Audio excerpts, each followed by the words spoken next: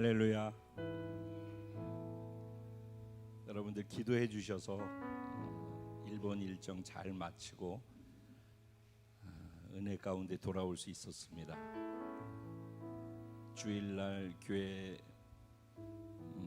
많이 비웠는데도 또 주일날 많은 분들이 또 예배자로 이 자리를 지켜주셔서 또 임만성 장로님과 함께 좋은 시간을 가졌다라고 소식 들었습니다. 감사했습니다.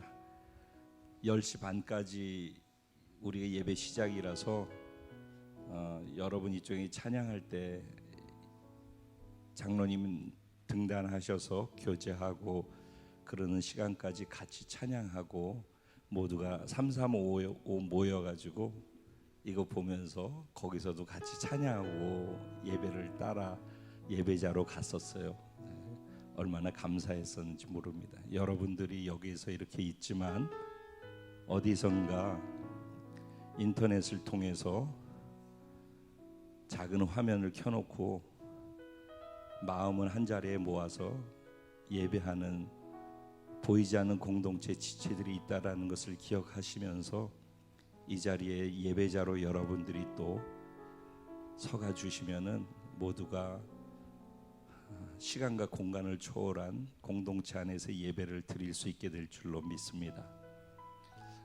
이번 일본은 지난 5년에 대한 정리이기도 하지만 제가 요리코 자매를 전도해서 요리코 자매가 구원받고 그리고 1년 동안 훈련받고 일본으로 선교사로 파송해서 아무것도 모르고 들어가서 저와 함께 매달 한 번씩 오사카와 동경을 오가면서 전도했던 6년 동안의 세월, 즉 개인 전도를 6년 동안 일본 분들을 만나면서 했었는데 그때의 세월 그 사이에 요리코 자매가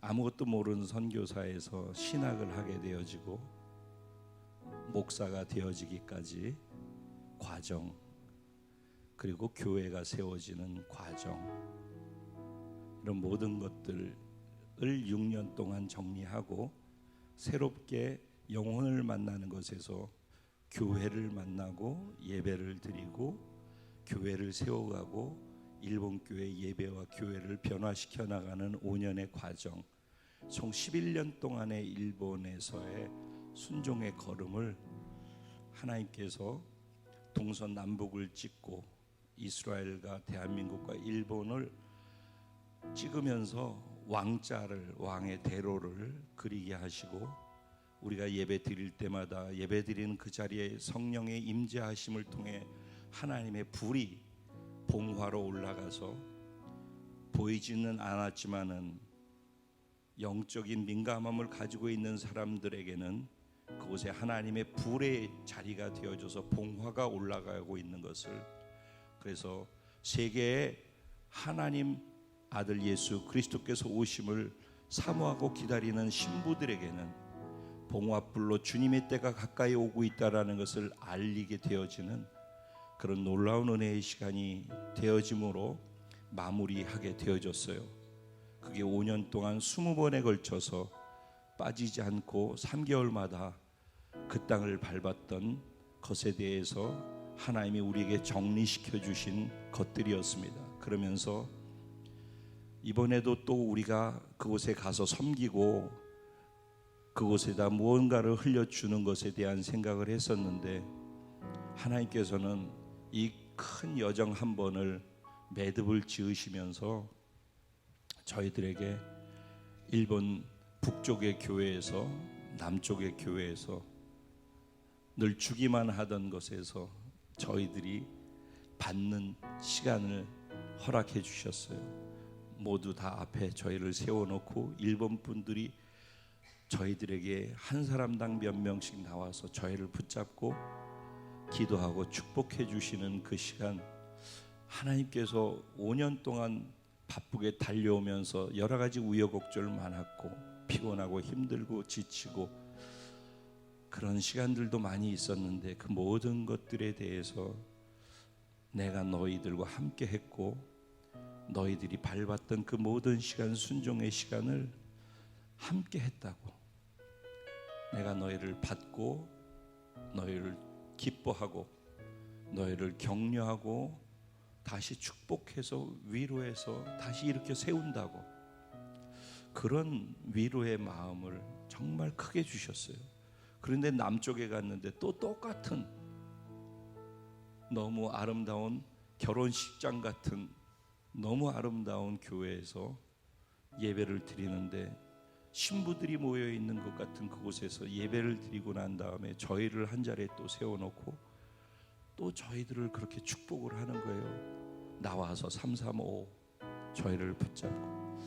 너무 큰 위로와 격려와 감동의 시간으로 큰 한 번의 획을 마무리하게 하셔서, 그리고선 그 마지막 날 주일날에는 어려운 교회, 빡빡한 교회 가서 다시 또 우리의 영적인 민감함을 갖고 그들의 예배와 묵은 땅을 기경해서 황무지를 옥토로 바꾸는 과정이 있었고, 그 교회에 94세 되신 연세 드신 분들로부터 시작해서 어린아이까지 있었는데 모두가 뒷부분에 가서는 무릎을 꿇고 아니면 그 자리에서 눈물을 훔치면서 하나님의 은혜를 받아들이면서 감사하고 저희들에게 진심으로 감사를 표현하는, 그래서 하나를 마무리하고 또 이렇게 흘려주는 시간이 다시 시작되어졌구나. 그렇게 해서 전체적인 것들을 경험하고 돌아올 수 있었어요. 이 모든 것들은 순종으로 그 자리에 가 주신 분들뿐만 아니라 이곳에서 몸은 떨어져 있지만 함께 기도해 주시고 함께 동참해 주시고 함께 해 주신 여러분들의 마음이 모아져서 그 은혜를 인하여서 이런 일들이 되어졌다라고 여러분들께 전리품을 함께 공유하고 싶습니다. 감사합니다. 그리고 또 한 가지 일이 있었죠. 일본에서 있는 기간 동안에 거기 같이 갔던 한 지체 부친께서 급하게 위독하셔서 중환자실로 들어갔고 오늘 내일 곧 하나님께 돌아가야 되는 시간이 맞닥뜨려질 것 같다고. 그래서 그곳에서 몇몇 사람들과는 중보기도를 했었어요. 근데 그쪽 일정을 다 마치고 돌아와서 제가 순천 내려오는 과정에 전화를 받았어요. 결국은 장례가 났어요. 그래서 오늘 여기 있기까지 그 사이에 장례를 우리가 함께 접하게 되어졌죠. 그래서 낮 시간에 다 진행되니까, 그리고 가까운 순천이면은 밤에라도 왔다 갔다 다들 하셨을 거라고 생각을 해요. 근데 떨어져서 있는 멀리 3시간 반 떨어져 있는 곳이기 때문에, 그런데도 12분이 그 바쁜 시간에 시간을 내서 함께 위로하고 아픔에 슬픔에 또 격려에 동참해 주셔서 너무 감사했고, 오시지 못한 분들도 함께 마음으로 함께 하셨으리라고 믿고 감사를 드립니다. 너무 감사한 것이 많은 거예요. 장례 갔는데 만약에 예수님을 만나고 구원받지 못했다면 이 장례에서 어떻게 했을까? 죽음을 맞닥뜨린 이 시간에 이 가족에게는 이 죽음을 어떻게 해석할 수 있었을까? 미련한 자의 마음은 잔치집에 있고 지혜로운 자의 마음은 초상집에 있다고 했는데, 초상집에 가서 하나님이 주시는 큰 은혜와 위로와 감사를 많이 제 가슴 안에 담고 돌아올 수 있어서 그것도 참 감사한 시간이었어요. 제가 얼마 전에 만나서 전도했었고 병상에 있을 때 기도했었는데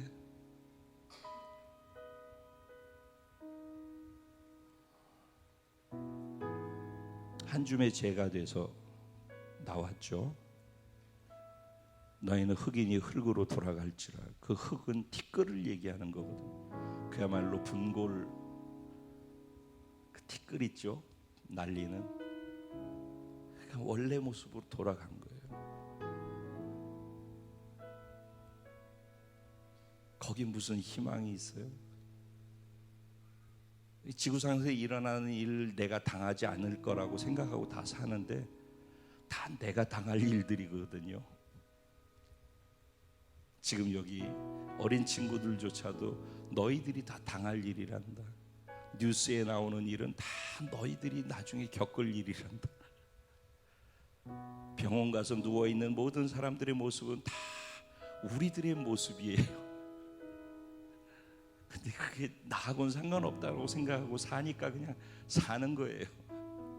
그리고 내 앞에 있는 것만 보고 그냥 그것만 쫓아서 살면은 행복할 거라고 착각하고 그냥 그것만 보고 달려가는. 그러다가 하나 딱 내 앞에 나타나서 자기의 문제로 되면은 그러면 엄청난 일을 만난 것처럼 생각하는데 늘상 줄 서 있는 거예요. 중요한 것은 남의 일이 아니라 내게 다가올 일이라는 것과 그런 일이 다가올 때 세상 사람들이 반응하는 것처럼 반응하는 그런 가치로 살 것인지 그리스도 안에서 반응하는 그런 가치로 살 것인지를 지금 결정하고 사는 것, 그걸 선택하는 걸 구원이라고 하고 그걸 선택해서 그 길로 그 가치로 살아가는 것을 믿음이라고 하고 신앙생활이라고 하는 거죠.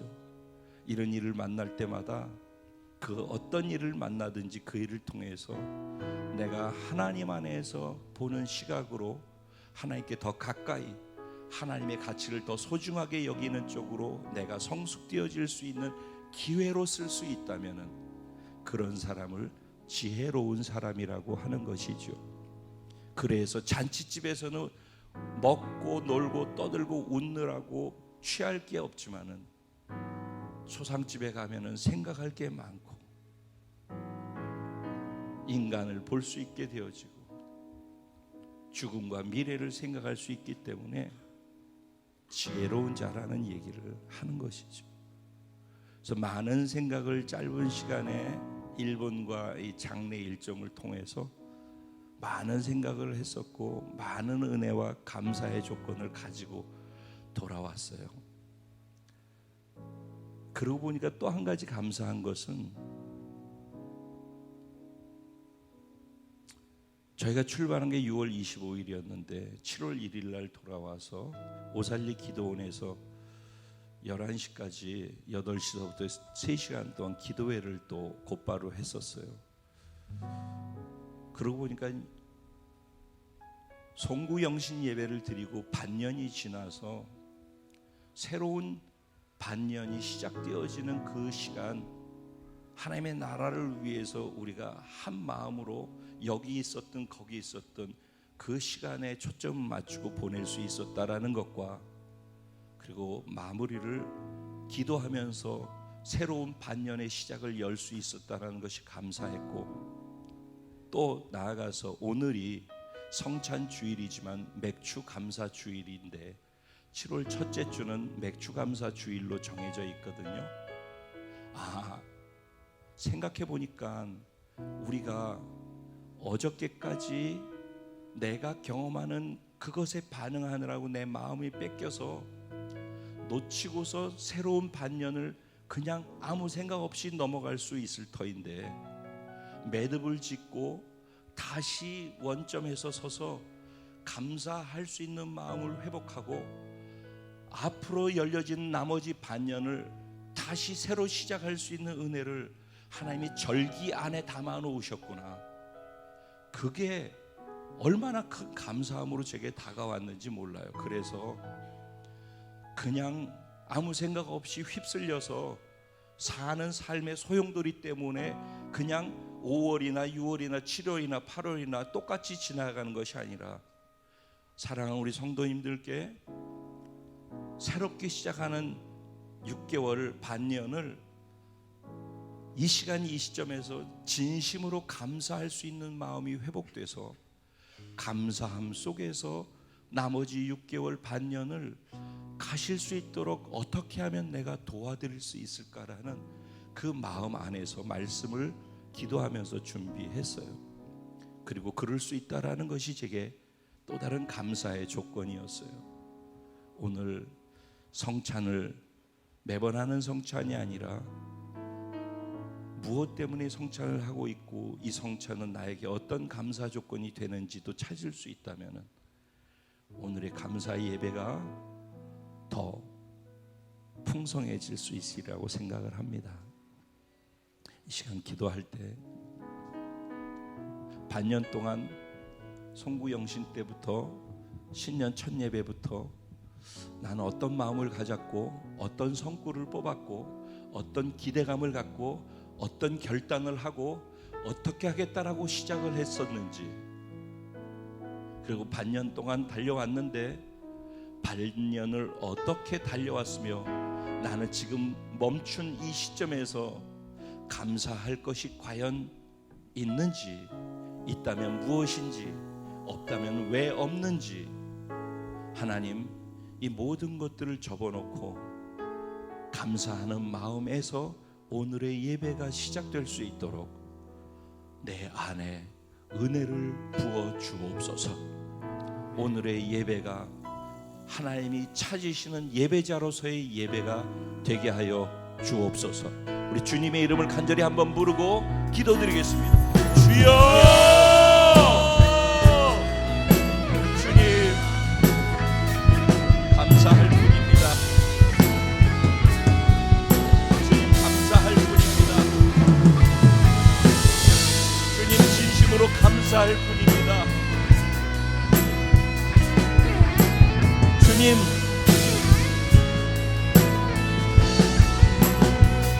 저에게 여러 가지를 감사할 수 있는 조건으로 볼 수 있는 눈을 열어주셔서 감사합니다. 주님을 통해서 상황을 볼 수 있는 은혜를 주셔서 감사합니다.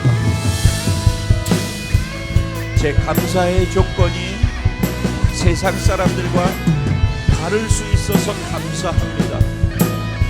주님을 조금 더 알 수 있어서 감사하고 주님께 좀 더 민감하게 반응할 수 있어서 감사하고 주님을 조금 더 표현할 수 있어서 감사하고 그러지 못하는 순간조차도 저를 용납해 주시고 기다려 주시고 변화시켜 나가 주셔서 감사합니다.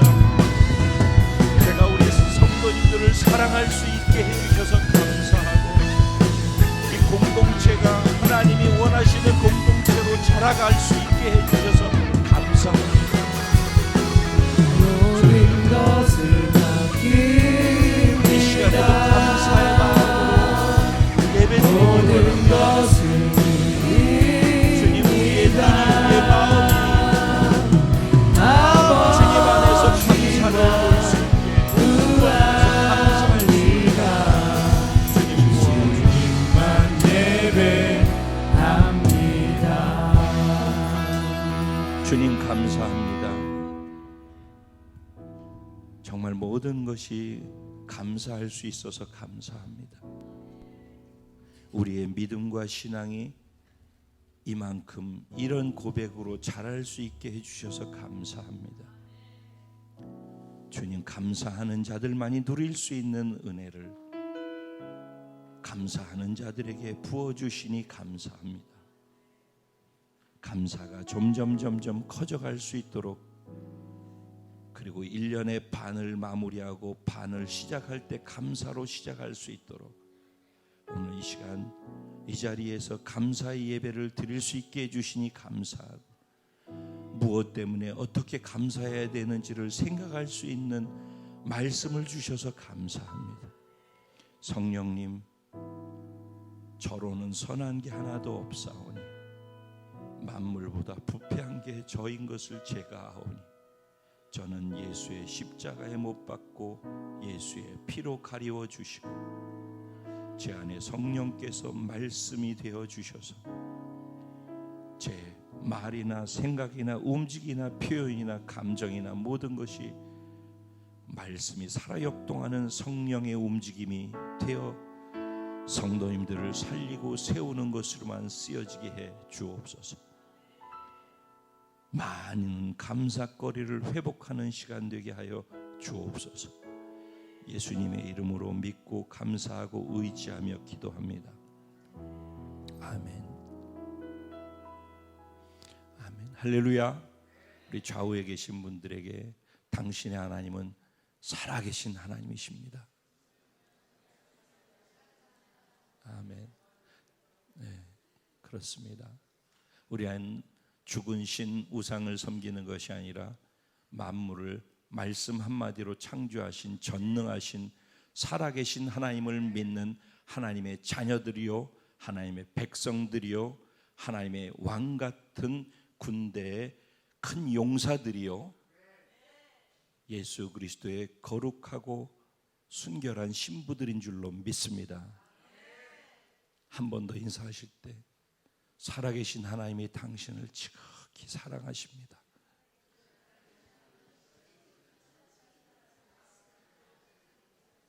아멘. 네, 우리는 그 큰 사랑 안에 있습니다. 마음껏 경험하시기 바랍니다. 하나님 주신 말씀 데살로니가 전서 5장 16절에서 18절까지 말씀만 보도록 하겠습니다. 제가 한 절, 여러분 한 절, 그리고 18절 말씀은 한 마음 한 뜻 한 목소리로 함께 합독합니다. 제가 16절 시작합니다. 항상 기뻐하라. 다 같이 범사에 감사하라. 이것이 그리스도 예수 안에서 너희를 향하신 하나님의 뜻이니라. 아멘.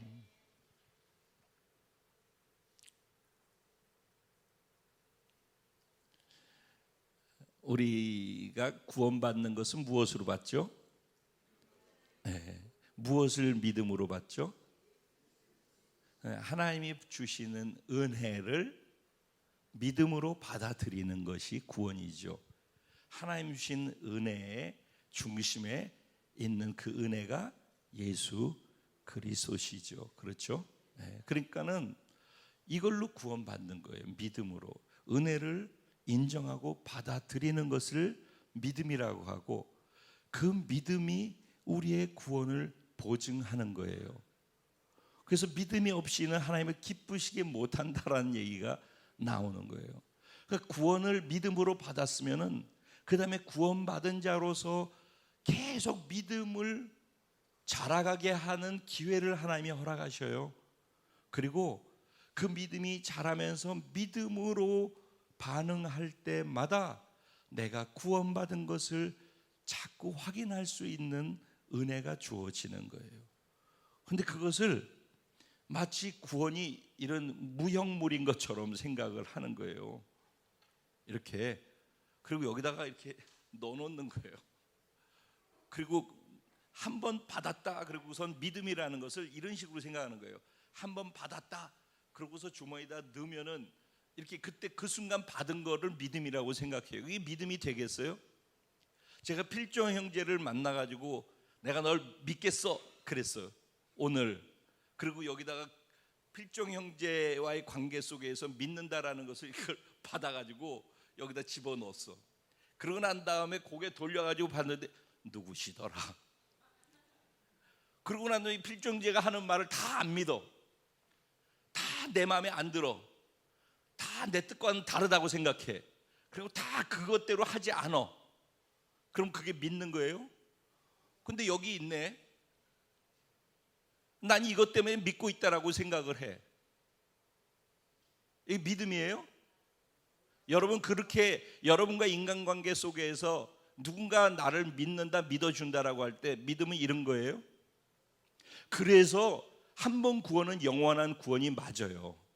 그런데 중요한 거는 영원한 구원을 주시는 그 유일한 조건이 은혜를 믿음으로 받는 거라는 그 믿음이란 말이에요.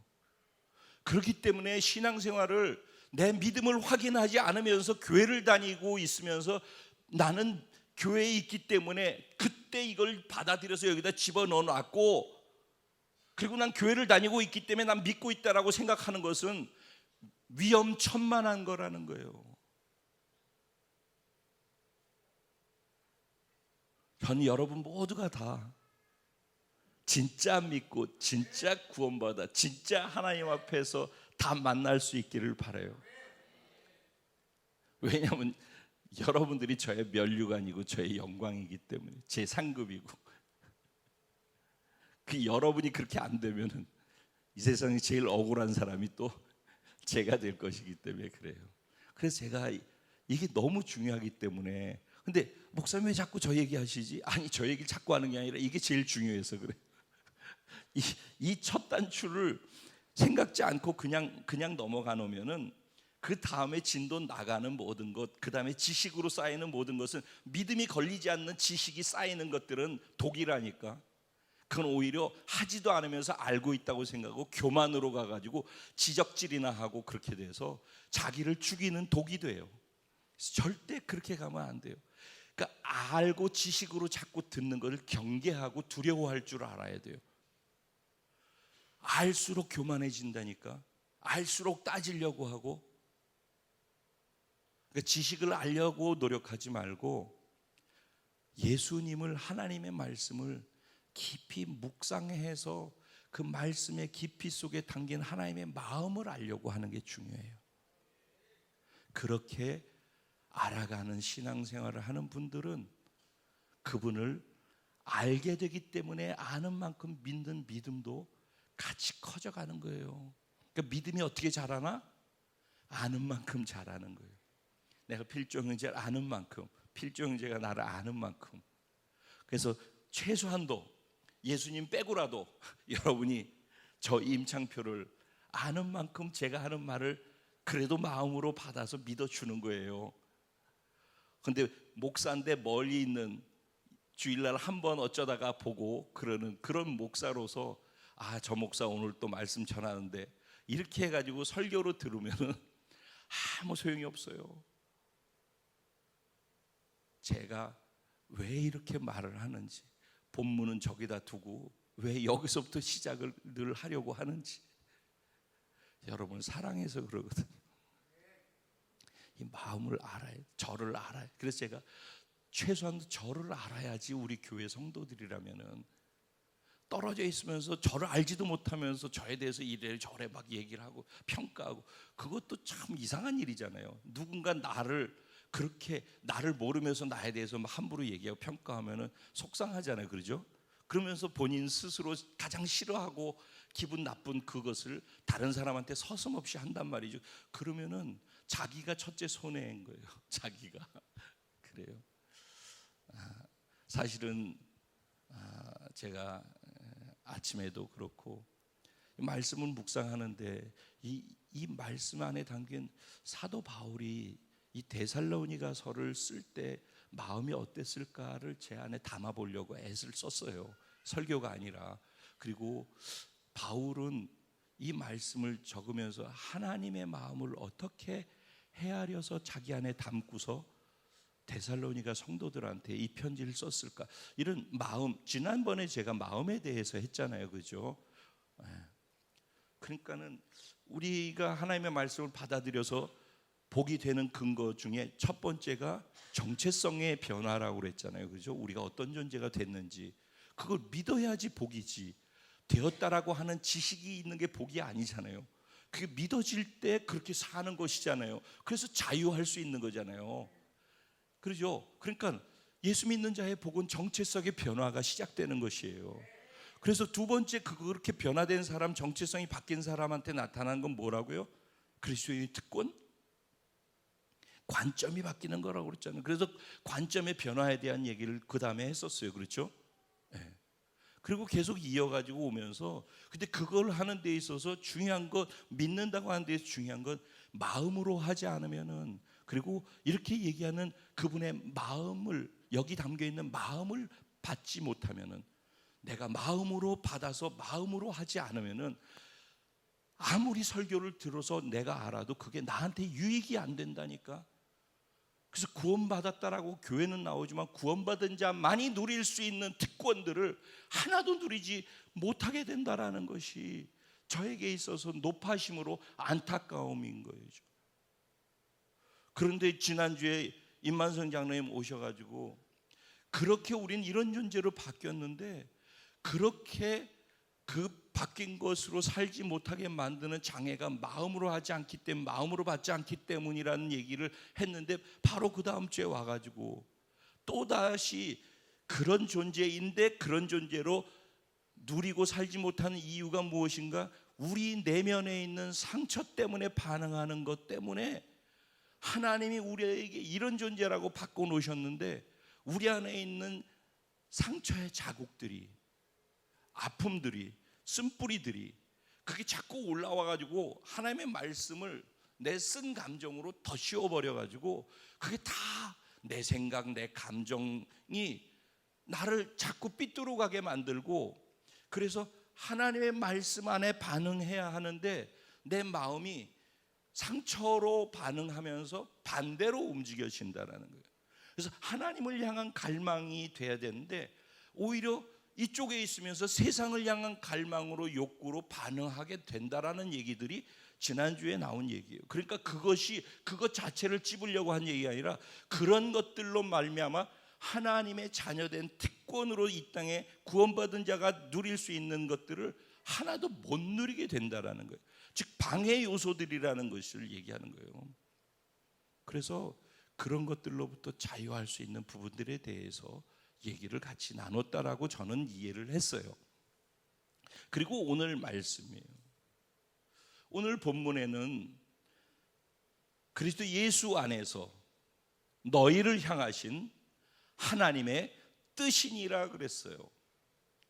여러분, 제가 아까 서두에 믿음이라고 하는 것, 정말 믿는지에 대한 것으로부터 시작했잖아요. 그렇죠? 구원을 받아들이는 것, 믿는 것은 믿음이 구원을 확인하는 거라고 그랬어요. 그럼 그 믿음이 계속 이어지는지 한번 확인을 해보자고요. 나를 구원하시는 하나님, 그 하나님은 나를 사랑하기 때문에 예수를 보내서 예수와 나를 맞바꿔서 구원했죠. 하나님 나를 사랑하시죠. 그리고 성경을 우리는 그때부터 기준이고 진리로 받아들이는 거잖아요. 이제부터는 성경이 나한테 복이라는 걸 믿는 거예요. 내 세상의 기준이 그것을 향해 갔던 것이 나의 가치였다면, 이제부터는 나에게 가치 있고 내가 잘 될 수 있는 길은 하나님의 말씀이 진리가 돼서 그걸 기준으로 두고서 살겠다. 그렇게 할 때 내게 은혜와 복이고 기쁨이 있다라는 것을 선택하는 것이란 말이죠. 그것도 예수를 믿겠다라고 할 때 그 믿음 안에는, 하나님을 받아들이고 자녀됐다라고 하는 그 믿음 안에는 이것도 포함되는 거예요. 그러니까 하나님이 나를 사랑하신다. 근데 성경은 뭐라고 그래? 하나님은 사랑이시라.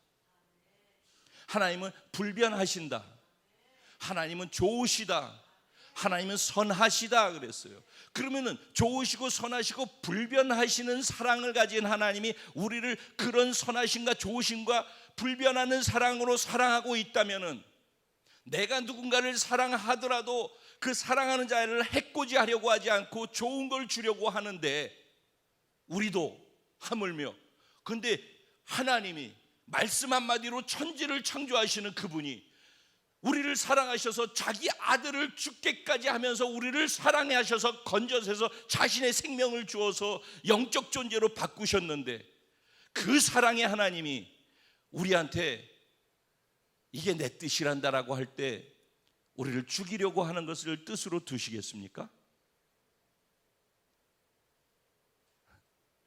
그럴 수 없겠죠. 우리가 자녀들에게 그럴 수 없는 것처럼. 그러죠? 엄마가, 안나자매가 수아에게 뭔 일이 있어도 좋은 것을 주고 수아가 잘 되게 하고 싶은 마음밖에 없잖아요. 누가 뭐라고 그러더라도 내 아들이 잘못했을지라도 내 아들 편 들면서 그렇게 하는 이유 중에는 그게 표현이 어떻게 됐든 내가 내 자식 사랑하는 사랑의 표현 때문에 나오는 거란 말이에요. 우리도 하물며 그런데 하나님께서 완벽하신 분이, 불변하시는 분이 사랑으로 우리에게 한다라고 하면서 하시는 말씀이 내 뜻이란다라고 할 때 우리를 망하게 하려고 뜻을 정해서 우리한테 내 뜻이니까 이렇게 하라고 하시겠습니까? 적어도 논리적으로 얘기하는 거예요. 우리 같으면 그렇게 하겠습니까? 안 하잖아요. 근데 우리는 인간인데도 그렇게 안 하려고 하는데 완전하신 하나님이 더군다나 그렇게 하시겠습니까?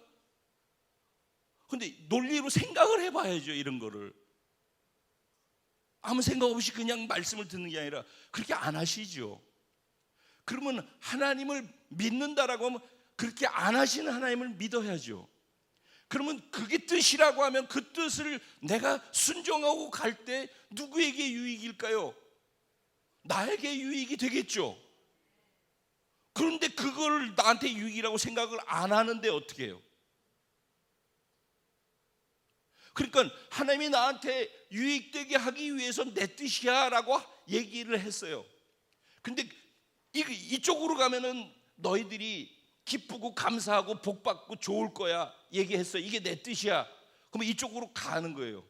그래서 이쪽으로 가게 된 거예요. 구원받고 이쪽 길로. 이게 구원받는 자의 좁은 길이에요. 이 길로 가는 거예요. 이제부터는 이쪽 길로 가면서 말씀하시는 그것이 우리의 가치가 되는 거예요. 이것 때문에 우리가 기뻐해야 되는 거예요. 이걸 하면서 즐거워야 되는 거예요. 이것 때문에 감사해야 되는 거예요. 그런데 이거를 선택했기 때문에 구원받아서, 그런데 이 길을 가면서 내 감사의 조건, 기쁨의 조건은 저쪽에 있는 거예요. 그래서 이 길을 가면서 저쪽의 것에 기뻐하는 것들을 보상으로 취하기를 원하는 거예요. 진짜 이상한 일이에요.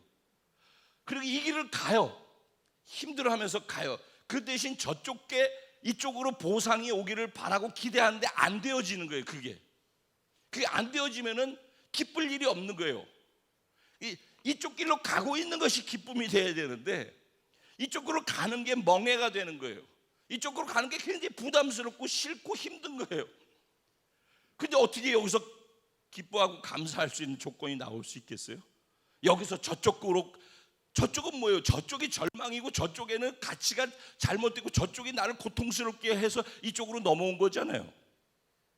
근데 이쪽으로 넘어서 나를 우습게 할 수 있고, 웃게 할 수 있고, 기쁘게 할 수 있고, 감사하게 하는 것은 저쪽 조건들이 여기서 취해질 때 그때 내가 그럴 거라고 생각을 하는 거예요. 그래서 우리가 예전에 늘 그랬잖아요. 이쪽에서 간증하면은 저쪽 것이 이루어진 것 때문에, 내가 이쪽으로 가고 있는데 저쪽 것이 이루어진 것 때문에 다 간증하고 감사하고 그래요. 근데 거기까지 간증하면은 사실은 아주 어린 애기 수준인 거예요.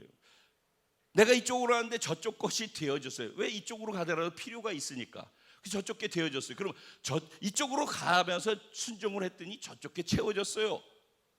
여기에서 끝내면 간증이 아니라, 그런데 저쪽 게 채워졌는데 여기 있으면서 채워지는 것이 감사해서 내가 그분을 더 신뢰하게 되어지고, 더 채워지지 않더라도 그분을 향해서 더 다가갈 수 있는, 더 많이 헌신할 수 있고, 더 많이 기뻐할 수 있고, 더 많이 감사할 수 있는 조건이 되어졌어요.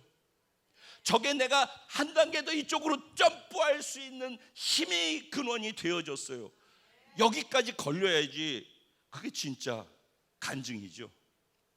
하나님은 우리가 이 땅에서 고통이 됐든 기쁨이 됐든 행여 저쪽 것이 됐든 그 모든 것 중에서 다 그분을 더 알아가고 그분을 더 닮아가고 그분이 기뻐하시는 것으로 움직여갈 수 있는 도구로 쓰여지는 것을 원하는 거예요.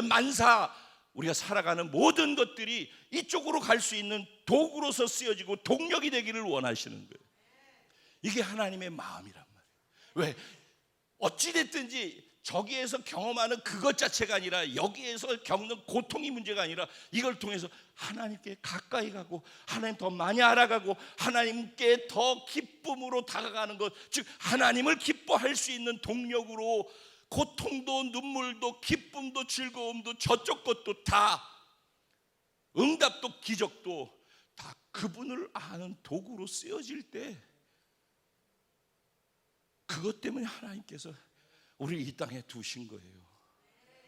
여러분, 천국에 갔을 때 우리가 하나님을 만나서 늘 하나님하고만 있을 터인데 하나님이 잘 모르니까 뭐가 재밌겠어요? 하나님을 즐거워하지 않는 사람이 천국에 가서 뭐가 재밌겠어요? 얼마나 지루하겠어요? 오늘도 예배 드리러 와가지고서 이 말씀이 진짜 듣도 보도 못한 귀한 말씀을 들어도 감사할 줄 알아야 되는데 이게 뭔 말인지도 모르고 내가 와서 예배 드려주는 데라고 만약 이렇게 하고만 있다, 뭔지도 모르고, 그러면 이 시간이 얼마나 깝깝하고 힘들고 지루하고 있어주고 버텨주려니까. 근데 이 시간이 너무 행복하고 즐겁고 기쁘고 감사하고 눈물이 나고 소중하고, 그건 이 가치의 문제이죠. 가치의 문제. 그렇죠? 제가 왜 앞부분에 이런 얘기를 하냐면요, 오늘 말씀은요, 사도 바울이 제2차 선교 여행을 떠나거든요. 사도행전 16장 17장 이쪽에 나오는 얘기예요. 거기에 보면은 바울이 하나님께 은혜를 받고 다메섹 도상의 변화를 받고, 그리고 그렇게 되고 난 다음에 1차 선교 여행을 갔다 와서 다시 2차 선교 여행을 떠나 재정비하고 떠나려고 하는데 마음속에서 소아시아로 막 가고 싶은 거예요. 아시아 쪽으로. 그래서 아시아로 가야지 그러고 움직이는데 환상을 본 거예요. 그랬더니 마게도니아에서 나를 도우라고 손짓하는 환상을 본 거예요, 바울이. 그래서 그 환상을 보고 난 다음에 이쪽으로 가려고 했던 것을 방향을 틀어서 순종해서 마게도니아로 간 거예요. 마게도니아가 지역이 넓은데 마게도니아 지역에서 큰 도시로 가서 큰 도시 옆에 있는 작은 도시들을 공략해야 되겠다라는 전략을 가지고 처음 마게도니아 쪽에서 처음 들어간 도시가 빌립보라는 도시였어요. 빌립보에 갔다 시내가에서 빨래하고 있는 자주장사 루디아를 만나게 되어져서 그에게 복음을 전한, 즉 살리는 일을 한 거예요. 복음을 전했어요. 그랬고 루디아가 영향력이 있으니까 루디아 주변의 사람들을 만나서 전도하다가 그쪽에서 교회가 생겨나, 그게 빌립보 교회예요.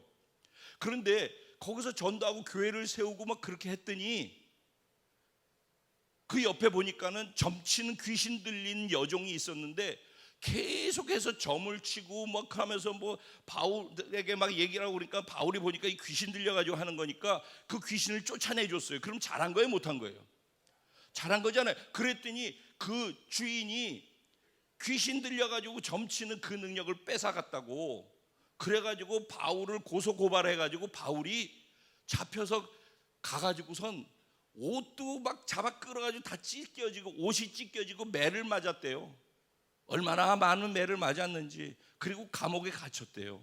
우리가 잘 알고 있는 바울과 실라가 옥에서 찬송 불러가지고 옥토가 흔들리는 지진이 일어나고 옥문이 열리면서 그들을 빼냈잖아요, 천사가. 그리고 간수가 보니까 바울이 없어져가지고 죄수가 없어졌으니까 자살하려고 그러는데 자살하지 말라고 그래서 그 간수 집에도 구원이 있었다, 이런 얘기 들어봤죠, 설교 속에서.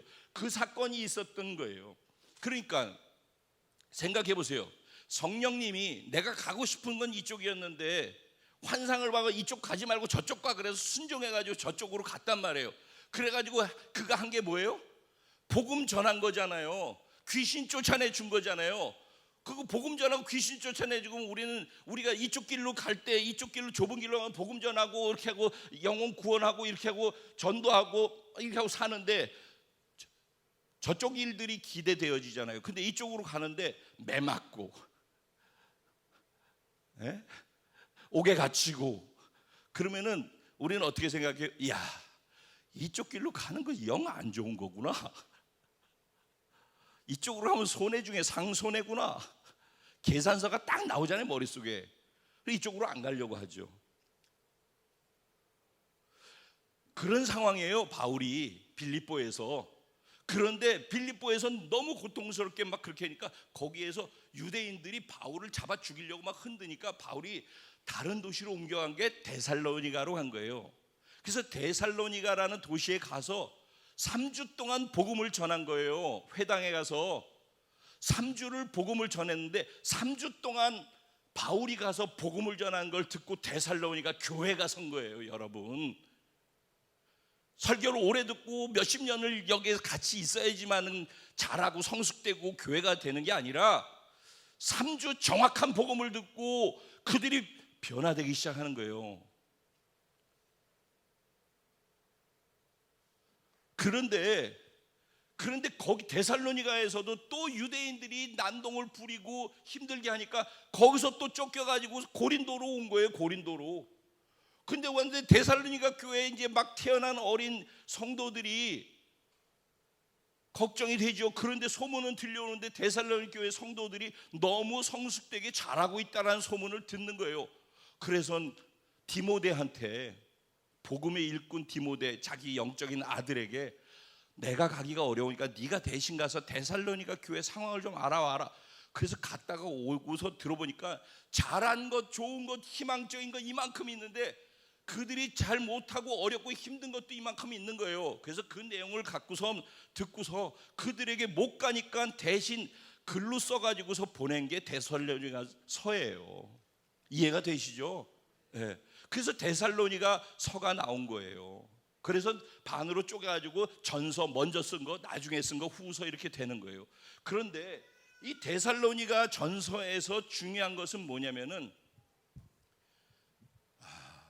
바울이 하나님의 뜻이니라라고 하는 게 2번 나와요. 1장부터 5장까지가 전서잖아요. 근데 1장부터 5장까지 중에서 이것이 하나님의 뜻이다라고 하는데 그게 뭐냐면은 4장 3절에 보면은 이렇게 표현해요. 이것이 하나님의 뜻은 이것이니 곧 너희가 거룩해 되어지는 거라는 거예요. 그럼 우리가 생각할 때 거룩함이라고 하면은 단순하게 우리가 생각하는 거룩함을 생각하죠. 그런데 성경에서의 거룩함 뭐냐면 분리되어짐, 구별되어짐을 얘기하는 거예요.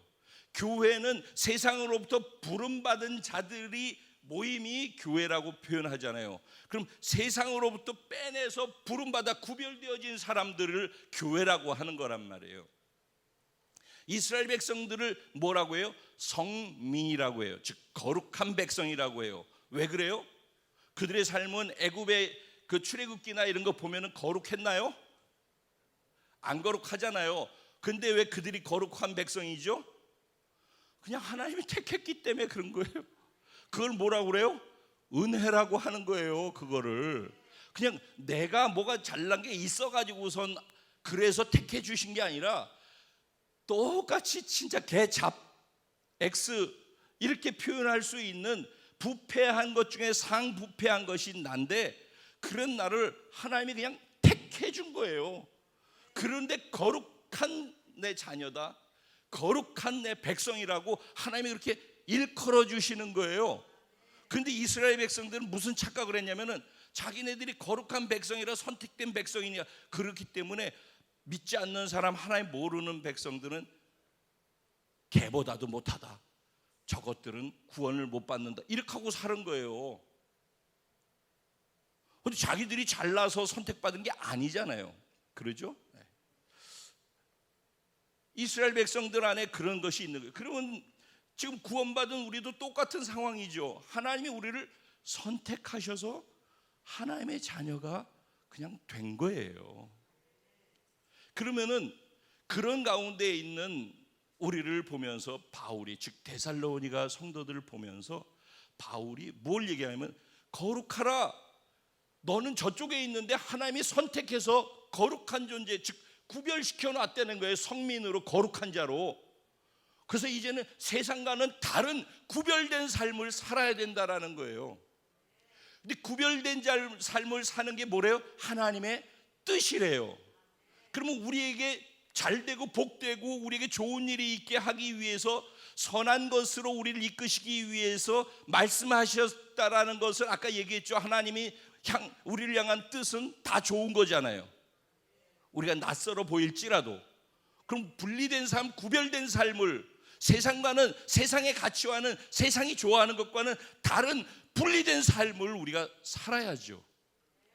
그래서 이제 뒤에 보면 다 그런 얘기들이 나와요. 그런데 왜 그게 어려우냐? 그게 뜻이고 그렇게 하면 좋고 잘 되는 것인데 왜 그게 어려운가? 항상 기뻐하지 않기 때문에 그렇다는 거예요. 쉬지 않고 기도하지 않기 때문에 그렇다는 거예요. 범사에 감사하지 않기 때문에 그렇다는 거예요. 그래서 이것이 내 뜻이라고 또 얘기를 하는 거예요. 그럼 거룩한 분리된 구별된 삶을 하나님이 원하는 대로 살려면 뭐가 돼야 돼요?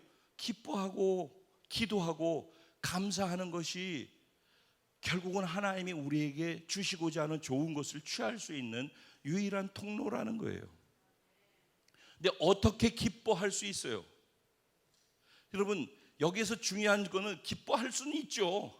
기도할 수도 있죠. 우리가 기뻐하지 않나요? 기도하지 않나요? 감사하지 않나요? 하죠. 그런데 중요한 것은 항상 하라는 게 문제죠. 쉬지 말고 하라는 게 문제죠. 매사 범사에 하라는 게 문제죠. 왜냐하면 우리가 정반대잖아요. 기쁜 것은 한순간 기쁘고 끝나는데 슬픈 것은 오래 가요. 기도하는 것은 잠깐 동안 하는데 내 생각, 내 마음, 내 뜻대로 살아가고 결정하고 행동하는 것은 오랫동안 지속돼요. 감사하는 것은 어떤 조건에서 내가 감사할 수 있어서 감사하게 되어지는 것, 그래도 감사할 조건이 있어서 감사하면 다행이지. 그래서 감사하면 되는데 그건 너무 내 안에 감사할 수 있는 리스트로 내 안에 들어오는 게 너무 적은 거야. 감사 리스트에 해당 사항이 별로 없어. 감사하는 게 너무 작아. 그럼 나머지는 다 뭐예요? 불평하는 거죠. 원망하는 거죠. 우리가 왜 기뻐하지 못하고 감사하지 못하는가? 우리의 시선이 기뻐하지 못할 것에 꽂혀 있기 때문이에요. 우리의 시선이, 즉 내 가치가, 내가 소중히 여기는 것이, 내가 좋다고 생각하는 것이 이쪽 편의 시선이 있어야지 되는데 이쪽으로 왔다고 하는데 이쪽에서 자꾸 저렇게, 이게 롯의 부인이 이러다가 소금 기둥이 됐죠. 유황 기둥이 기억나시죠? 이쪽으로 왔는데 자꾸 저쪽이 커 보이는 거예요. 이스라엘 백성들이 출애굽해가지고 광야에 있으면서 하나님 기적을 보면서도 광야에서 계속 어디를 보고 있어요? 애굽이 좋았더라, 부추가 좋았더라. 이렇게 저쪽 걸 보고 있으니까, 근데 이쪽으로 가고 있는데 보는 건 저쪽을 보면서 가고 있으니까 방향도 안 잡히거니와 이쪽을 보고 이쪽 걸 좋아해야지만 감사하고 기뻐할 것들이 생겨나는데 이쪽으로 가고 있다고 하는데 저쪽을 보고 저쪽 게 안 되면은 감사할 거리가 없어지는데 이쪽을 걸어가는 사람이 더더군다나 감사하고 기뻐할 게 뭐가 생기겠어요? 그러니까 이쪽으로 오면서 이쪽께 감사할 조건이 돼야지만 감사가 될 수 있다니까요. 잠깐 여기에서 바울은 무엇을 갖고 감사했는가? 오늘 본문에는요, 기쁨이라는 단어, 기뻐하다, 기뻐하고 기쁘고 뭐 이렇게 해서 기쁨이라는 게 11번 나왔어요. 근데 감사만, 제 초점이 감사에 있으니까, 근데 감사만 보니까 4번 나왔더라고요. 1장 2절에 감사함이 있어요. 2장 13절에 감사함이 있어요. 3장 9절에 감사함이 있어요. 5장 18절에 감사함이 있어요. 1장과 2장의 감사함의 조건은 뭐냐면요, 자신이 복음을 전했는데 그 복음을 받아들인 사람들이 그 복음에 어떻게 받아들였고 어떻게 반응했는지 때문에 감사하는 감사가 1장 2장에 나오는 거예요. 그러니까 바울의 감사 조건은 조금 전까지 복음 전하다가 빌립보에서 사람들한테 끌려가지고 옷 찢김 나가고 매 맞고 옥에 갇히고 고통함 속에서도 그는 하나님께 감사의 찬양을 부를 수 있었죠. 그리고 난 다음에 곧바로 또 쫓겨가지고선 데살로니가로 온 거예요. 근데 데살로니가에서 또 복음을 전했죠. 그리고서 유대인들이 또 폭동을 일으켜가지고 또 도망가가지고서 고린도로 갔죠.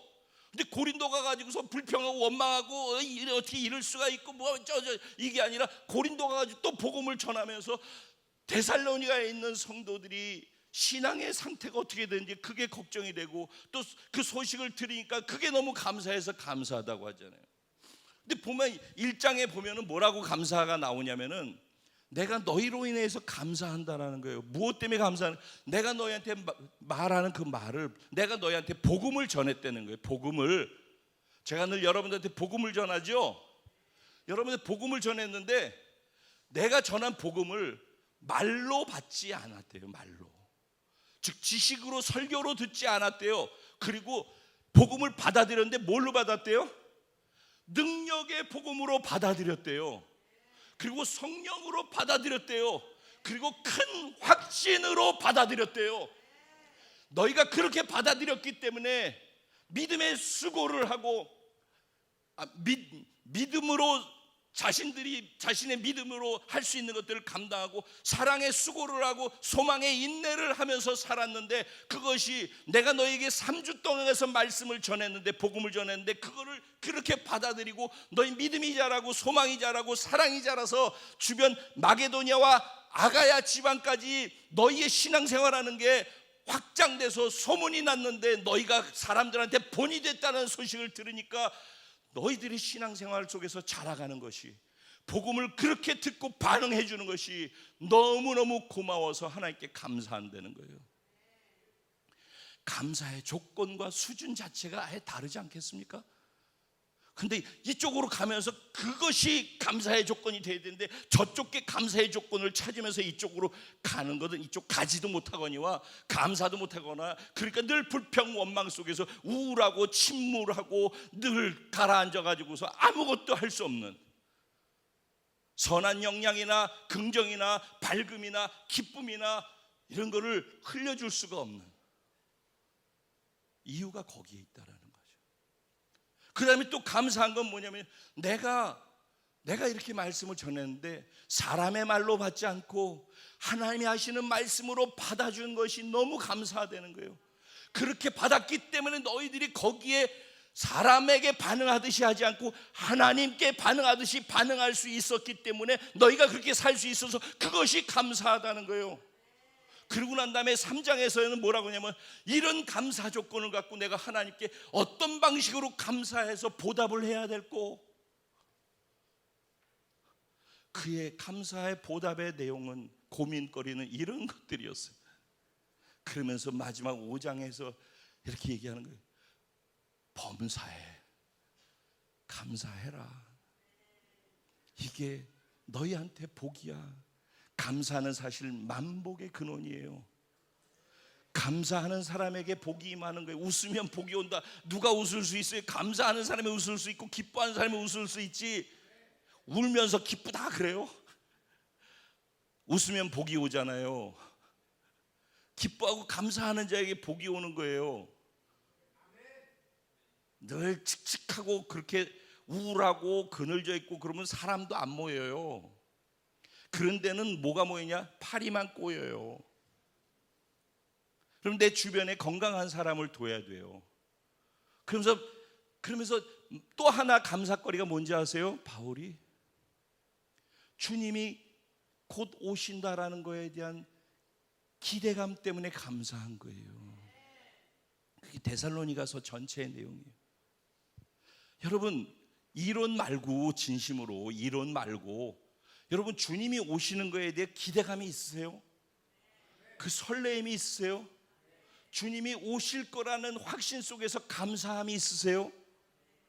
그게 있어요. 그래서 죽은 자들에게 우리가 가서 이번에도 제가 말씀 중에 데살로니가전서 말씀을 갖고서 자는 자들에 관하여 너희가 알지 못함을 내가 원치 아니하노니 이 말씀을 가지고선 위로를 전했어요. 왜 그렇게 할 수 있어요? 죽음도 우리를 무너뜨릴 수 없다라는 걸 알기 때문이죠. 죽은 자들도 주님이 오시고 강림하시는 그날 다시 살아 일어날 거를 알기 때문이죠. 여러분 구원에 대해서 다시 생각해 볼까요? 그럼 구원이 뭐예요? 예수 믿고 구원받아 천국 가는 거 이렇게 하면은 틀린 건 아니죠. 그런데 여러분 잘 생각해 보세요. 구원이라고 하는 건요, 하나님의 심판의 무서운 진노로부터 벗어나는 거예요. 구원이라는 건 우리의 죄의 용서함이에요.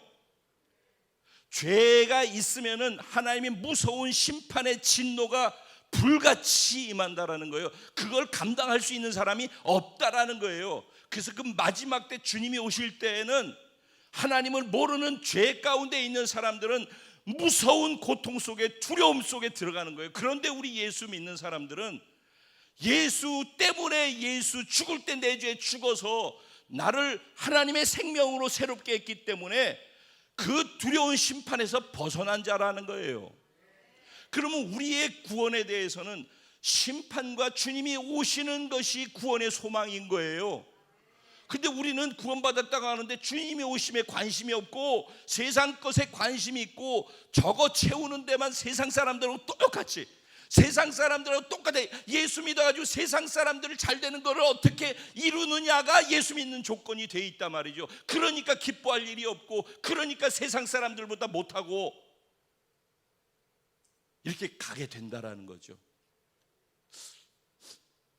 주님이 오심에 대한 갈급한 목마름이 있어야지 돼요. 그거 속에서 살아야 돼요, 여러분. 제가 아까 아침에 우리 목회자 사역자들하고 나누면서 이런 얘기했어요. 나 군대 갔다 왔다. 군대 비슷한 것까지 갔다 왔다. 예, 희망의 소리를.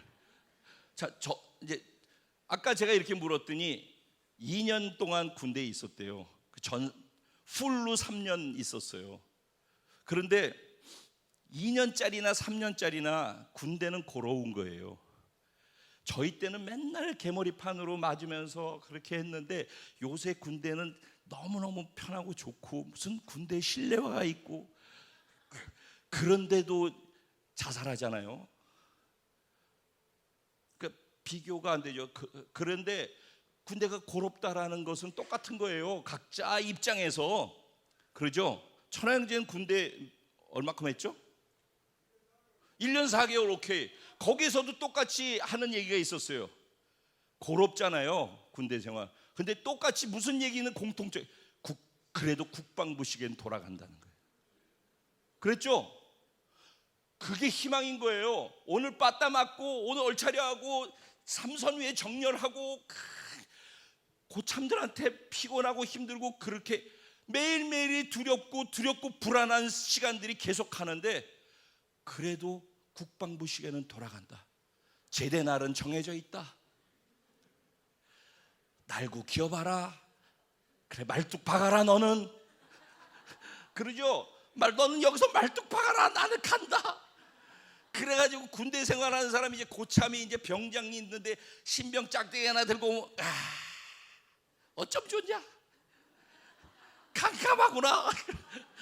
다 남성들은 거의 다 이런 거 경험해 봤을 거예요. 군대 생활이 고러워요. 근데 고러운 군대 생활에서도 그들이 카운트하는 것은 국방부 시계인 거예요.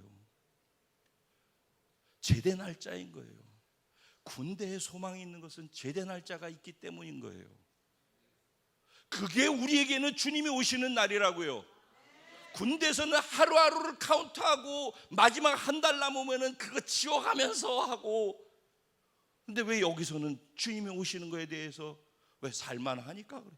군대가 싫으면은 빨리 가고 싶어가지고 제대 날짜를 사모하는데, 이 땅에 좋은 걸 굳이 주님이 오셔가지고 빨리 마무리하고 싶은 생각이 없는 거죠. 왜? 여기가 좋사오니 초막셋을 짚고. 신앙생활을 대충 하지 마세요. 생각을 해야 돼요. 성숙이 되려면 하나님의 말씀을 깊이 묵상해야지 아무 생각 없이 교회를 다니지 마세요. 그럼 저 억울하다니까요. 제가 이렇게 설교하면 이렇게 안 한다니까요. 제가 이렇게 말씀 전하는 그렇게 같이 살고 싶어서 그런 거예요. 결론입니다. 시간 많이 갖고 빨리 끝내야 되는데, 오늘 말씀에서 항상 기뻐하라 쉬지 말고 기도로 범사에 감사하라고 그랬잖아요. 그죠? 이거는요 따로 둘 게 아니에요. 항상 기뻐해야 되는데 항상 기뻐하는 거 쉽지 않잖아요. 그래서 쉬지 말고 기도하라는 거예요. 쉬지 말고 기도하라고 할 때 기도하라는 것의 의미는요, 수동태예요. 수동태 원어로 보면은, 그러면은 내가 능동적으로 요청해서 이거 해주세요, 이거 해주세요 하는 그런 기도가 아니라 받아들이는 기도란 말이에요. 쉬지 말고 기도하라는 것은 계속 그분께 초점 맞추고 그분의 음성을, 그분이 내게 말씀하신 걸 기울여서 받으려고 하는 상태가 계속 유지되는 거예요. 즉 평범 속에 있으면서 계속 그분께 시선이 가는 거죠. 모든 시선을 주님께 드리고, 이게 노래 가사가 아니라 내가 정말 그렇게 하려고 하는 것이죠. 어떤 사람이 이렇게 할 수 있을까요, 여러분? 그렇게 기도할 수 있으면 기뻐할 수 있겠죠. 그 상태가 되면 이 상태가 되는 거예요. 그래서 이 상태가 되면 감사할 수 있죠. 그러니까 이거는 구분 동작일 뿐이지 연속 동작이라는 거예요. 따로따로가 아닌 거예요. 이건 하나라는 거예요. 그래서 하나의 교훈이 아니라 지식이 아니라 살아가는 방식이라는 거예요. 거룩한 자가 하나님의 뜻이라 해서 거룩한 자로 구별되어진 사람들이 살아가는 라이프 스타일이 기뻐하고 감사하고 그걸 유지하기 위해서 그분께 초점을 두고 사는 것을 놓치지 않으려고 하는 것이 같이 연동해서 작동을 하는 살아가는 방식이 돼야지, 어느 날 하나 한번 이렇게 하고 난 다음에 잊어버리고 그렇게 해가지고 되는 게 아니라는 게, 내가 사는 거라고 늘 얘기하잖아요. 살지 않으면서 아는 것 같고 아는 척 하지 마세요. 그거 진짜 자기도 죽고 다른 사람도 죽이는 거니까. 사는 게 중요한 거, 사는 게. 이게 살아가는 방식이 돼야 돼. 그리스도인이 거룩한 자로 부름받아서 구별된 자로 살 수 있는 유일한 방식이라고, 살아가는 방식. 근데 여기서 하나님의 뜻이니라 할 때 이 뜻이 무슨 뜻이냐면은 하나님이 갈망한다, 하나님 기뻐한다는 거예요. 그러니까 항상 기뻐하고 쉬지 말고 기도하고 범사에 감사하라. 그리스도 예수 안에서 너희를 향하신 하나님의 기쁨이고 갈망이니라. 우리가 못한다니까요. 그래서 세상 사람들은 이걸 할 수가 없어요. 근데 우리는 할 수 있는 가능성이 있어요. 어디서? 그리스도 예수 안에서 우리를 향하신 하나님의 뜻이니라. 그리스도 예수 안에서만 이게 가능해요. 그리고 바로 뒤에 뭐라고 나와요? 19절에 성령을 소멸치 말고 예언을 멸시치 말고 범사에 좋은 것을 헤아려서 그것을 하고 악은 모양이라도 버려라. 어떻게 그렇게 할 수 있다고요? 앞에 기뻐하고 즐거워하고 감사하고 그것을 계속 기도해서 할 수 있으면 그렇게 된다는 거예요. 근데 어떻게? 예수 안에서만 그게 가능하다는 거예요. 성령의 도우심으로 예수 안에서만 그게 가능할 수 있다는 거예요. 우린 이미 그걸 가능할 수 있기 위해 부르심을 받은 사람들이잖아요. 그걸 구원받은 자라고 하잖아요. 그래서 오늘 본문 이전에 뭐라고 되어 있냐면은 예수님이 오시는데 도적같이 오신다라는 거예요. 도적같이.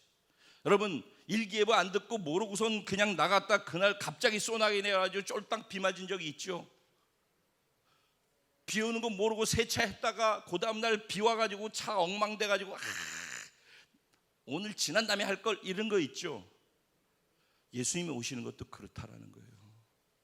아무 생각 없이 있다가 도적이 뭐 예고하고서 나 간다 하고서 오는 게 아니잖아요. 무슨 영화처럼. 그래서 열 처녀가 기름 준비하고 기다리는 얘기가 이 얘기예요. 다 기다리고 있잖아요. 다 구원받은 사람들이라니까. 구원받았다고 생각하는 사람들. 근데 기다리다가 지친 거죠. 왜? 사모함이 없으니까.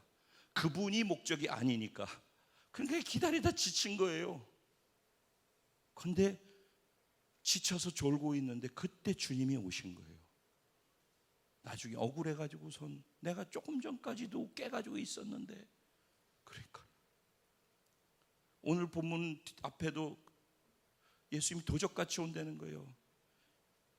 해산하기 앞두고선 있는 여인이 갑자기 통증을 느끼기 시작하는 것처럼 갑자기 그렇게 온다는 거예요. 세상 사람들은 어둠과 밤에 속한 사람들이라고 얘기하고 있어요. 5장에 보면은. 그리고 우리 구원받은 사람은 낮에 속한 자라고, 소속이 다르다라고 얘기를 해요. 왜? 구별됐으니까. 어두운 데 있으면은요 사단이 역사하고요 파리가 꼬여요. 근데 어두운 데 있어야지 내가 못된 짓 하는 게 안 보이니까 편해서 그쪽에 있길 원하면은 그 죽는 길이에요. 그거는 우리는 낮에 속한 자라는 거예요. 그래서 얘기를 하는 게 깨어서 정신 차리고가 두 번이 나와요. 정신을 차리고 깨어서.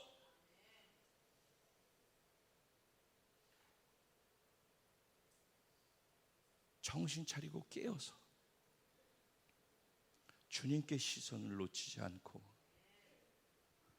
그분이 내게 원하는 게 뭔지를 그분과 교제 속에서 듣고자 하는, 내 거를 주장하고 내 고집대로 내 원하는 대로 하는 게 아니라 그분이 뭘 원하시는지를 내가 듣고자 하는, 그래서 경청 모드로서 채널을 고정시키면서 24시간 있을 수도 쉽지 않잖아요. 제 결론입니다. 어떻게 이게 가능할까? 결국은 맨 마지막 결론은 이게 되면 다 된다는 얘기네. 그렇죠? 근데 이게 왜 안 되는지 아세요? 죄송합니다. 내가 할 수 있다고 생각하기 때문에 그래요. 내가 하는 것이, 내 스스로 선택해서 내가 결정하고 하는 것이 얼마나 악한 것이고 망가뜨리는 것이고 자기만 죽는 게 아니라 다른 사람을 죽이는 건지를 모르기 때문에 내가 알고 있는 말 함부로 막 하고, 내가 결정한 건, 내가 생각한 건, 내 판단 막 쏟아내는 거예요. 그게 얼마나 무서운 결과를 초래하는지 모르는 거예요. 자기 안에 선한 것이 하나도 없고 자기가 만물보다 부패한 존재라는 것을 모르기 때문에 그런 거예요. 여러분, 그거를 깨닫는 때가 언제예요? 중병에 걸렸을 때인 거예요. 자기가 아니면 자기 가족이라도, 아니면 회사가 파산하든지 극도로 어려움을 겪을 때인 거예요. 그럴 때는 어떻게 돼요? 내가 할 수 있다고 생각해서 했는데 할 수 없는 때가 오는 거죠. 꼼짝 할 수 없는 때가 갑자기. 근데 그걸 닥쳐봐야지 않아? 지금까지 살아오면서 모르나? 내 안에 선한 게 없고 악하다라는 거를, 내가 할 수 있는 게 없다라는 걸 아직도 모르나? 그러니까 교만한 거예요. 그러니까 막 가는 거예요. 그러니까 모르면, 무식하면 용감하다고 막 간다니까.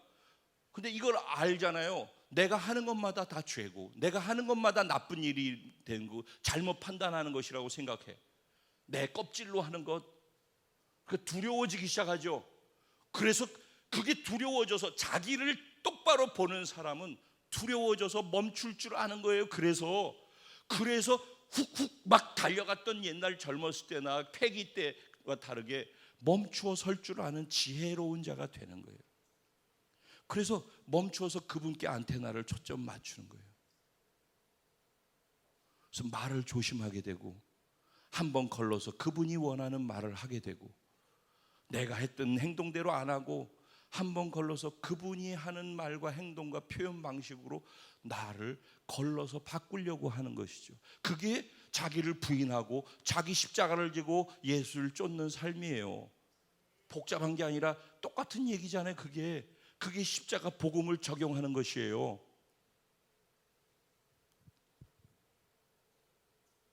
그러니까 자기 안에 아무것도 없다라는 것을 알기 전에는요, 아무리 이런 얘기를 수없이 들어도 계속 직진해서 자기 길을 가게 돼 있어요. 이거를 알게 되는 것도 은혜지요. 어쨌든 저는 제가 조금 살아보니까, 그리고 하도 많은 여러 가지 복잡한 힘든 것들을 겪다 보니까, 그리고 저를 보게 되어지니까 조금 철이 들어가는 것 같아요. 그래서 여러분들과 제 삶을, 제가 경험한 그분을, 그 가운데서 복음의 놀라운 은혜와 위대함을 같이 공유하고 싶어서 이렇게 나누는 거예요. 마음으로, 진심으로 이렇게 돼서 진짜 감사를 찾아서 기뻐하고 그분이 주시는 은혜와 축복 속에 최고의 복된 자로 살 수 있게 되기를 원해서 제 진심 마음을 다 담아서, 그리고 제가 아닌 제 안에 그분의 마음이 표현될 수 있도록 저를 통로로 드리고 싶어서 이 시간 이렇게 이 자리에 있어요. 여러분들이 그것을 마음으로 받아서 여러분의 삶과 여러분의 것이 될 수 있게 되기를 주님의 이름으로 축복합니다. 많이 사랑합니다. 기도하겠습니다. 우리 주님의 이름을 한번 부르고 마음으로 우리 마음을 그분의 면전에 그분의 마음 가운데 쏟아 부을 수 있는 시간이 됐으면 좋겠습니다.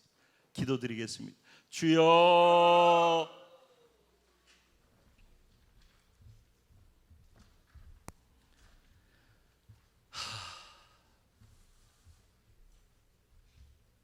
그냥 감사합니다. 썩어 문드러져야 되는 부패한 저를 은혜 주셔서 복음을 알게 하시고 두려워서 내가 움직일 수 없도록 만들어 주시고 주님 안에서 두렵고 떨림으로 살게 하시니 감사합니다. 겸손하려고 겸손한 게 아니라 그렇게 할 수밖에 없기에 그렇게 할 수 있게 돼서 감사합니다. 어떤 상황 속에서도 영혼에게 복음을, 살아있는 복음을 전할 수 있게 해주셔서 감사하고 살릴 수 있고 세울 수 있는 기회로 쓸 수 있게 해주셔서 감사하고 주님 오시는 날이 오늘 고통스러움으로 하루를 보낼지라도 주님 만나는 날이 하루 앞당겨졌다라는 것 때문에 고통의 하루를 기쁨으로 감사로 승화시킬 수 있는 은혜가 있게 해주셔서 감사합니다. 오늘이 고통스러운데 주님이 오심을, 주님의 만남을 기뻐하며 기다리는 사람들에게는 오늘 고통의 날이 하루 지워지는 것으로 인해서 감사할 수 있을 줄 압니다. 저에게도 이 땅에 있는 것보다 주님 곁으로 가는 것이 좋은데 그럼에도 저를 사용하셔서 복음이 전파되게 하시고 살아나게 하시고 세워질 수 있는 은혜를 주셔서 감사하고 주님을 소망하며 살아가며 주님이 오시는 것에 대한 확신 때문에 감사하며 살아갈 수 있게 해주시니 감사합니다.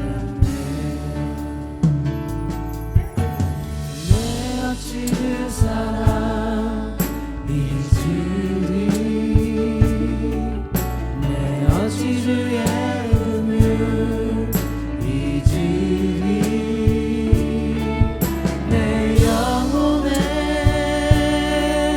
모든 소원 만족시키 하나님 주의 사랑을 주의 선하심을 주의 은혜를 생각해보라 생각해보시기 바랍니다. 하늘보다도 더 높으신 아버지의 사랑 크고 놀랍네 아버지 사랑 크고 놀랍네 나 길을 잃고 헤맬 때 그 사랑 날 찾아 내셨네 내 영혼의 모든 소원 만족시키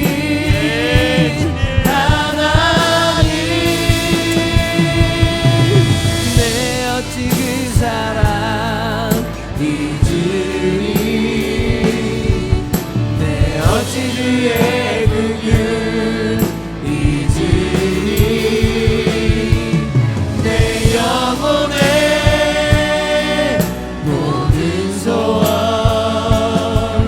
만족시키 하나님 주의 사랑을 주의 선하심을 주의 은혜를 생각해보라 하늘보다도 더 높으신 아버지의 사랑 크고 놀랍네 아버지 사랑 크고 놀랍네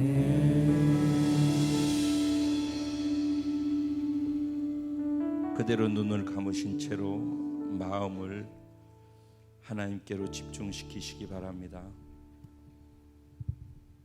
이제 우리는 예수님께서 나를 위해서 흘려주신 그 보배로운 피와 찢겨주신 예수님의 몸을 대하는 시간을 가질 것입니다. 이 시간을 통하여서 나에게 부어주신 구원의 은혜가 무엇인지, 새로운 피조물 되어서 다시 태어났다라는 것이 무엇인지 오늘 말씀과 연결해서 이러한 것들을 생각해보고 다시 새롭게 태어나고 새롭게 회복되어지는, 새롭게 결단하는, 새롭게 감사하고 새롭게 기뻐하면서 남은 반년의 세월을 시작할 수 있도록 하나님 내게 우리 공동체에 은혜를 부어주시고 성령으로 기름 부어 주옵소서. 이런 기도하는 마음으로 이 시간을 가져주시기 바랍니다.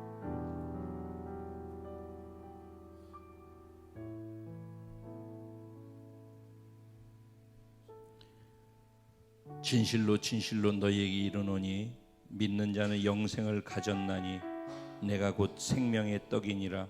너희 조상들은 광야에서 만나를 먹었어도 죽었거니와 이는 하늘에서 내려오는 떡이니 사람으로 하여금 먹고 죽지 아니하게 하는 것이니라. 나는 하늘에서 내려온 살아있는 떡이니 사람이 이 떡을 먹으면 영생하리라. 내가 줄 떡은 곧 세상의 생명을 위한 내 살이니라 하시니라. 그러므로 유대인들이 서로 다투어 이르기를 이 사람이 어찌 능히 자기 살을 우리에게 주어 먹게 하겠느냐. 예수께서 이르시되 내가 진실로 진실로 너희에게 이르노니 인자의 살을 먹지 아니하고 인자의 피를 마시지 아니하면 너희 속에 생명이 없느니라.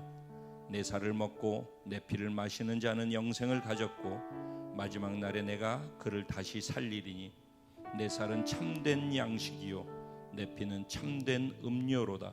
내 살을 먹고 내 피를 마시는 자는 내 안에 거하고 나도 그의 안에 거하나니 살아계신 아버지께서 나를 보내심에 내가 아버지로 말미암아 사는 것 같이 나를 먹는 그 사람도 나로 말미암아 살리라.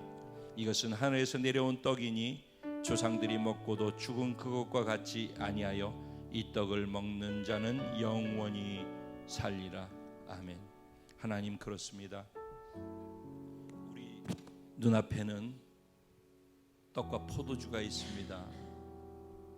이것이 눈으로 보는 떡과 포도주가 아니라 우리를 위해서 찢겨주신 주님의 몸과 우리를 위해서 흘려주신 보배로운 주님의 피임을 믿습니다.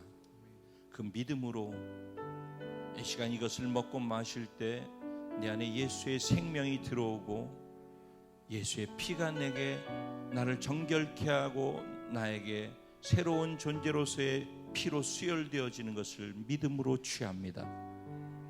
오늘 이 시간 다시 새로운 존재로 태어나는 시간임을 받아들이게 하시고 새로운 믿음을 가지고 구원에 감사하며 또 구원받은 자로 살아가는 그 삶이 어렵고 힘들지라도 그 복음을 전하면서 사는 나의 삶의 여정 속에서 일어나는 살아나는 것과 자라가고 성숙되어지게 만드는 모든 것으로 인하여서 감사할 수 있고 기뻐할 수 있는 더 높은 다른 차원에서의 기쁨과 감사의 조건을 우리에게 허락해 주실 줄로 믿습니다.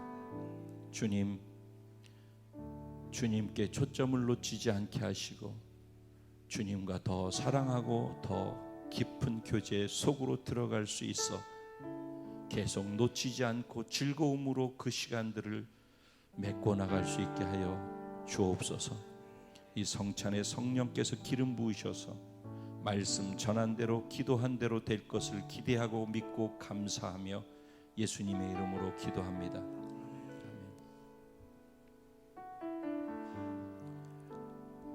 이제 함께 성찬을 대할 터인데 먼저 드시지 마시고 차례로 같이 동참하도록 하겠습니다. 십자가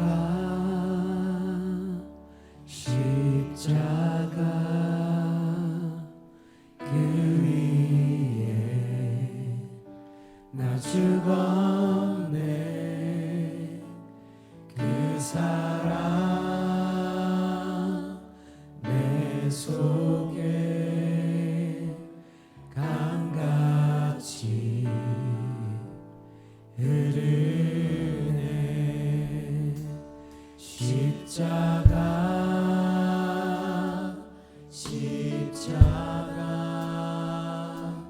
그 위에 나 죽었네. 그 사랑 내 속에 강같이 흐르네. 그의 생명 내 속에 그의 능력 내 안에 그의 소망 내 삶에 나의 삶 주의 것 십자가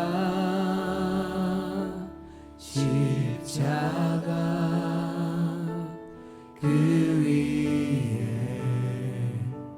나 죽었네. 그 사랑 내 속에 강같이 흐르네. 이제 우리에게 주신 떡을 같이 드시는데 기억하십시오. 이 떡은 저와 여러분의 죄 때문에 대신 깨어주신 예수 그리스도의 몸입니다.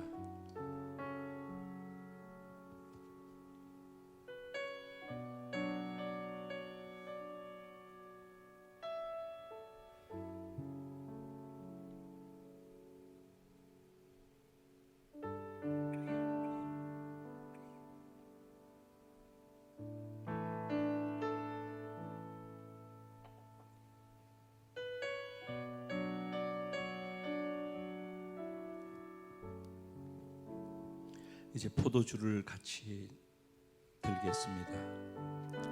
드시면서 기억하십시오. 이 포도주는 예수님께서 저희의 죄를 씻겨주시고 새로운 생명으로 다시 활동할 수 있도록 내어주신 예수님의 피입니다.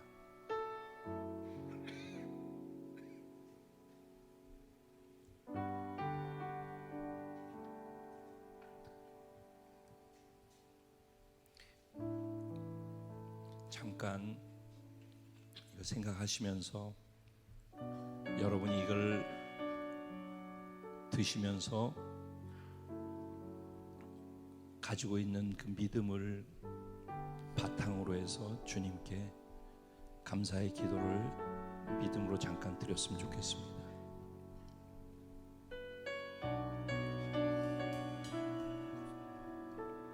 주님, 또 다시 시작할 수 있도록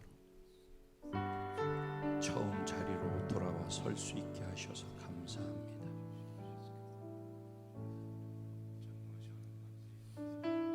이전 것은 지나갔으니 보라 새 것이 되었다 하셨사오니 뒤의 것을 돌아보지 말게 하시고 앞에 있는 것을 쫓아 달려갈 수 있는 주님만 바라보고 감사하며 기뻐하며 주님이 허락하신 그 좁은 길을 살리고 세우기 위해서 달려갈 수 있는 거룩한 자로 이 땅에서 구별된 삶을 살아갈 수 있는 힘이 되게 하여 주실 것을 믿습니다. 성령님, 예수의 피로 내 안에 새로워졌사오니 나를 보지 마시고 예수의 피로 덮인 나를 보시고 내 안에 임하셔서 떠나지 마시고 매 순간 두렵고 떨림으로 내가 움직이고 말하지 않고 성령님, 당신의 도움을 구하며 당신이 원하는 바를 표현해낼 수 있도록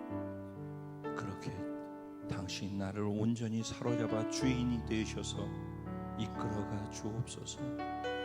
다시 새로운 6개월을 새 마음으로 감사하고 은혜로 시작하게 하신 것 감사합니다. 주님 홀로 높임 받으시고 영광 받아 주옵소서.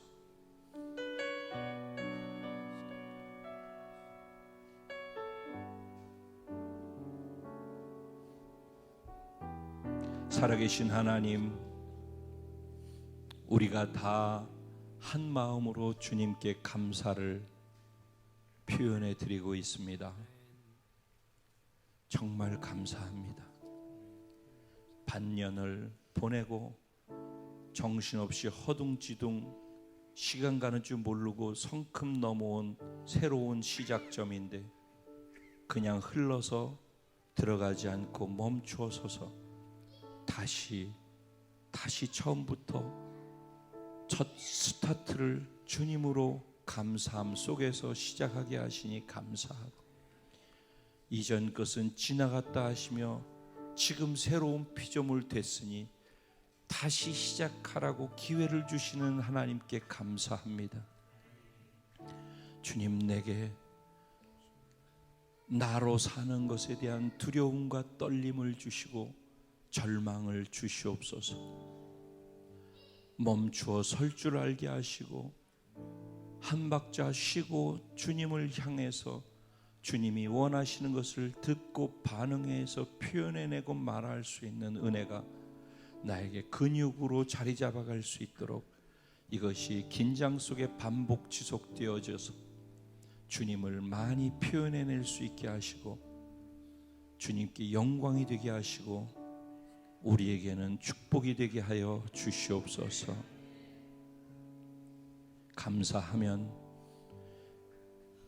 감사로 제사를 드리는 자가 나를 영화롭게 하나니, 그렇게 행하는 자에게 내가 구원을 보인다고 말씀하신 하나님이 이 구원 안에 우리의 안전과 번영과 승리가 있고 우리의 삶의 변화의 능력이 있음을 믿습니다.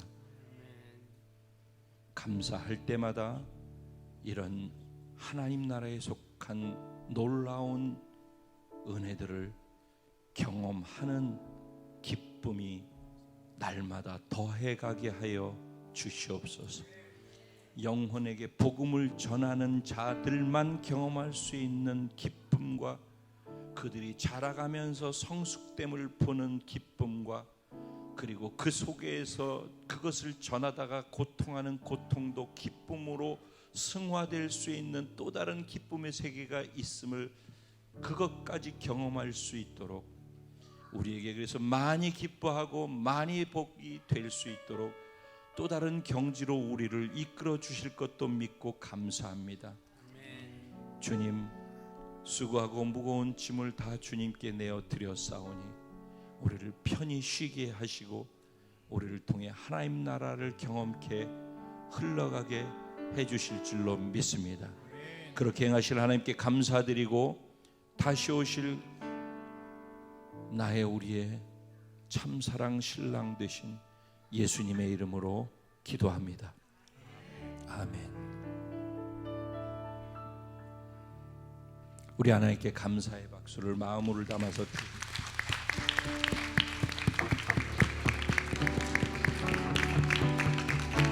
그 자리에 일어나셔서 공동체에 주신 찬양을 마음으로 하나님께 올려드리고 고백으로 올려드리고 축도로 예배를 마치도록 하겠습니다.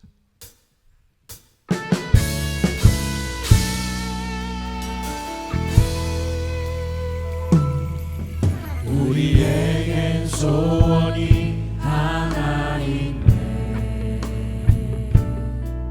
주님 다시 오실 그날까지 우리 가슴에 새긴 주의 십자가 사랑, 나의 교회를 사랑케 하네. 주의 교회를 향한 우리 마음, 희생과 포기와 가난과 고난, 하물며 죽음조차 우릴 막을 수 없네. 우리 교회는 이 땅에 희망